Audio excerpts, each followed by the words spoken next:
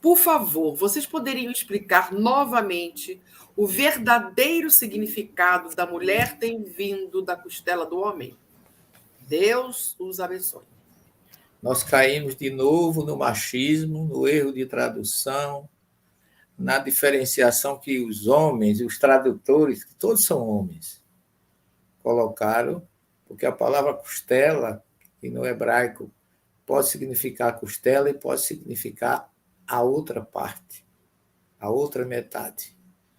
Então, na verdade, a mulher não está lá dizendo assim, não é bom que o homem fique só, eu vou criar uma companheira que lhe seja neguedor, que seja opositora a ele, mas não que seja contra, mas que tenha o mesmo direito que ele tem como homem de domínio, porque quando Deus cria esse universo, criou o homem, muito bem, deu total poder ao homem, mas o homem sozinho ele seria um absolutista.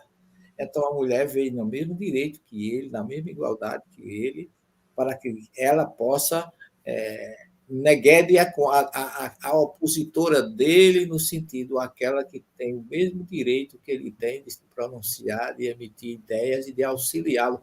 Não há superioridade nesse ponto, na hora da criação, entre homem e mulher. Perante Deus, eles são complementares. Até tem um Midrash que diz que, quando lá no Gênesis 1:26, porque tem 3 criações, se eu não me engano. Tem 1:26, 2:7, ainda tem outro. Mas na hora da criação, quando diz Deus fez uma mulher, fez colados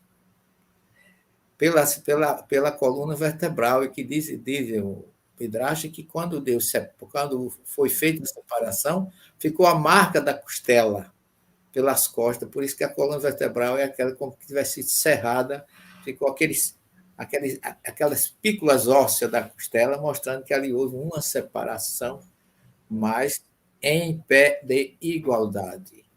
Um complementa o outro. Por isso que o Gênesis diz que o homem deixa sua família, se une à sua esposa, e serão os dois uma só carne, porque um é complemento do outro. Não é inimigo.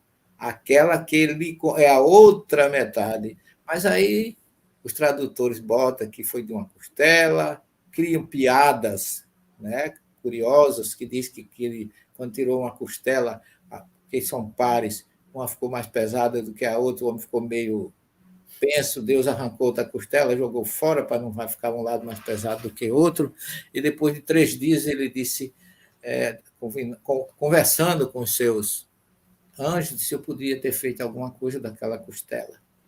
Aí os anjos disseram, mas Senhor, já faz 3 dias, já está cheio de capim, já está dando mosca. Ele disse, não, mas eu posso tudo. Aí foi lá e fez a sogra. Então, você observa que as pessoas se utilizam de um machismo para mostrar a superioridade masculina frente à feminina, quando, na verdade, quando você vai ao texto original desprovido de machismo, de ideia religiosa, aí você encontra o verdadeiro significado. Não tem nada que a mulher veio de uma costela. Ela veio do mesmo princípio do homem. O espírito é um só. A questão de ser homem ou ser mulher é como de Jesus para os saduceus. Do lado de cá não tem homem nem mulher, mas anjos de Deus. Então é o espírito que vai contar do lado de lá. Tudo isso, lamentavelmente, é desinformação, tendência religiosa, machismo e etc, etc, etc. Perante Deus não existe sexo, nem masculino, nem feminino. Todos são iguais. A gente se completa. Essa que é a verdade.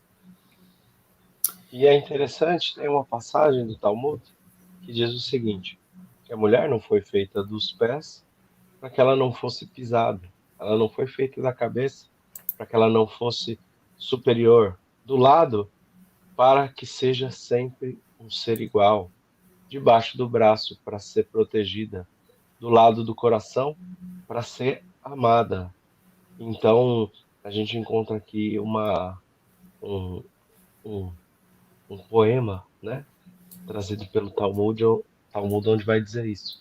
E sei lá, a gente falou o livro de Levíticos todo, quase, do Mishkan, do tabernáculo, sei lá, A lateral do tabernáculo chama Slaot, costelas.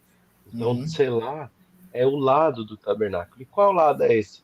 O mais evoluído. Então, dentro do judaísmo, as mulheres, em algumas sinagogas, não em todas, rezam no andar de cima. Por quê?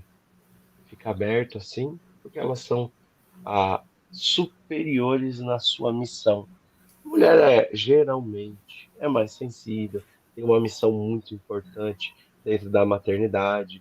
Essa missão, claro que ambos têm as suas colaborações, os seus papéis, mas essa missão dentro da ideia do molde da cultura e da família judaica, nós encontramos uma função muito especial da mãe, principalmente ali na primeira infância, da educação com os filhos, aquela dependência da criança para com a mãe, como sendo também um papel importante da mãe para com a criança no processo de educação. E quando a gente estuda lá André Luiz, a gente vai entender que realmente até os 7 anos existe um papel importante, dentro do ponto de vista da fisiologia, uma plasticidade neural para que sejam adquiridos determinados valores da educação moral. Então, aqui a gente encontra também essa condição do matrimônio. Como o professor falou, não é superior, porque o espírito não tem sexo, mas aqui são polos diferentes de uma mesma evolução, com papéis diferentes a serem desempenhados e que ambos tenham o seu valor e a sua condição, a sua necessidade. A gente sabe que para alcançar aí a perfeição, ou para a gente se libertar das nossas imperfeições, a gente vai ter que passar muitas encarnações em ambos os sexos. Então não teria sentido nenhum ser para desvalorizar. E, muito pelo contrário, o que a gente vê dentro da literatura é uma hipervalorização da mulher.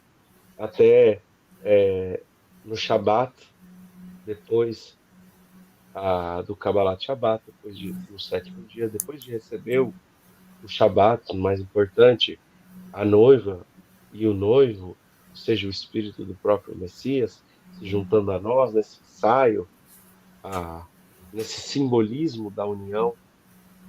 A primeira canção que se canta é uma canção para a mulher, onde se fala da mulher virtuosa. Quem é a mulher virtuosa? E ela traz toda uma exaltação ao papel e não uma redução desses valores.